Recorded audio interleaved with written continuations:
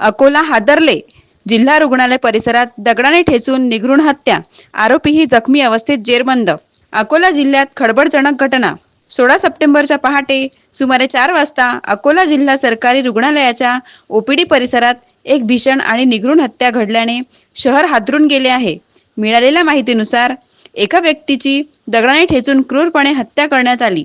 घटनास्थळी रक्ताचे थारोडे तयार झाले होते. ही घटना इतकी भीषण होती की परिसरातील लोक घाबरून गेले आणि अनेकांनी तातडीने पोलिसांना माहिती दिली. घटनेनंतर पोलिसांनी तात्काळ धाव घेतली असता आरोपी देखील जखमी अवस्थेत घटनास्थळीच पडलेला आढळला. आरोपीच्या डोक्याला व शरीरावर गंभीर जखमा असून तोही रक्तबंबाळ होता.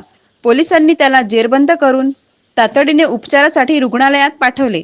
घटनेची माहिती मिळताच सीडीपीओ सुदर्शन पाटील, ठाणेदार शिरीष खंडारे, एपीआय किशोर पवार आणि त्यांच्या पथकाने घटनास्थळी पोहोचून परिस्थिती नियंत्रणात आणली.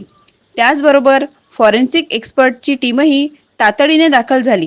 पंचनामा करून मृतदेह पोस्टमॉर्टमसाठी रवाना करण्यात आला असून पोलिसांनी घटनास्थळाची बारकाईने तपासणी सुरू केली आहे.